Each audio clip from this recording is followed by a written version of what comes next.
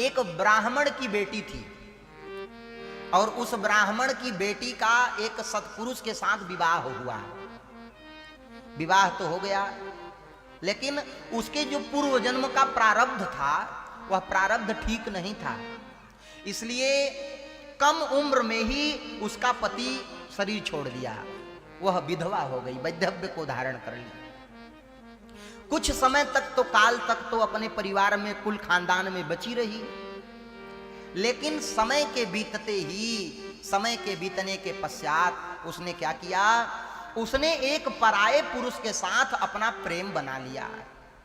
और वह पराया पुरुष नीच वर्ग का था, नीच वर्गीय, उससे संबंध उन्होंने बना लिया, बेष्टित हो गई उसी के साथ।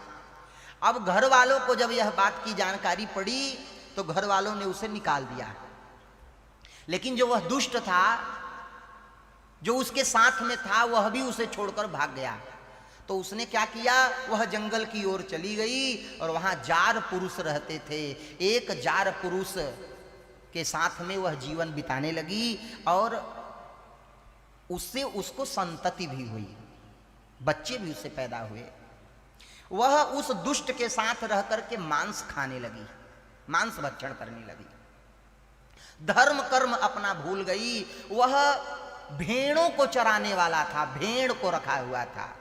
एक दिन उसका पति कहीं बाहर गया हुआ था और वह मदिरा पी करके उसे भेड़ खाने का मन किया कि मैं भेड़ को काट करके खाऊं।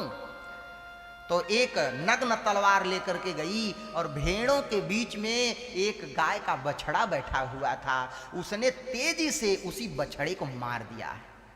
मारा तो बछड़े का गला कट करके अलग हो गया। लेकिन देखी, अरे ये तो बछड़ा है, बोल उठी, अरे शिव शिव शिव शिव शिव। उसको उसके जो संस्कार थे कहीं न कहीं से पुष्ट हो गए। अरे शिव शिव शिव शिव शिव, बड़ा अपराध हो गया, हमने तो एक गाय के बछड़े को मार दिया। लेकिन दारू शराब पी थी, मदिरा का पान करी थी, इसलिए बोली चलो चाहे भेड़ हो और चाहे गाय का बच्चा हो सबको खा लेते हैं। ले गई, पका करके खा ली। जरा ध्यान से सुनना, पका करके उस गाय के बच्चे को खा ली। लेकिन समय बीता, जब समय बीता तो उसके जो पाप कर्म थे वो जागृत हुए, और पाप जागृत हुए तो बूढ़ी हो गई और आंख से अंधी हो गई। कैसी हो गई? आंख से अंधी हो गई। उसके पूरे शरीर में कोढ़ निकल गया, उसके पूरे अंग सड़ सड़ करके गिरने लगे। लेकिन दैववश उसे कुछ लोग लेकर के गोकर्ण क्षेत्र चले गए। और जब गोकर्ण क्षेत्र लेकर के गए तो उस गोकर्ण क्षेत्र में एक शिवालय था, और शिवालय के बाहर बैठ गई कटोरा लेकर के। शिवरात्रि का समय था, शिवरात्रि का दिन था। उस शिवरात्रि के दिन सबसे वह मांगती रही, मुझे दे दो खाने के लिए, मुझे बड़ी भूख लगी है, मुझे दे दो कुछ खाने के लिए। लेकिन उसको कोई सारा दिन दिया नहीं। ज्यों ही नहीं दिया तो संध्या कालीन के समय कोई ऐसे आया दर्शनार्थी, उसके कटोरे में बेलपत्र डाल दिया, उसके कटोरे में बेलपत्र डाल दिया। और जब बेलपत्र को डाला तो ऐसे ऐसे करके टटोल करके उसने बेलपत्र को उठाया।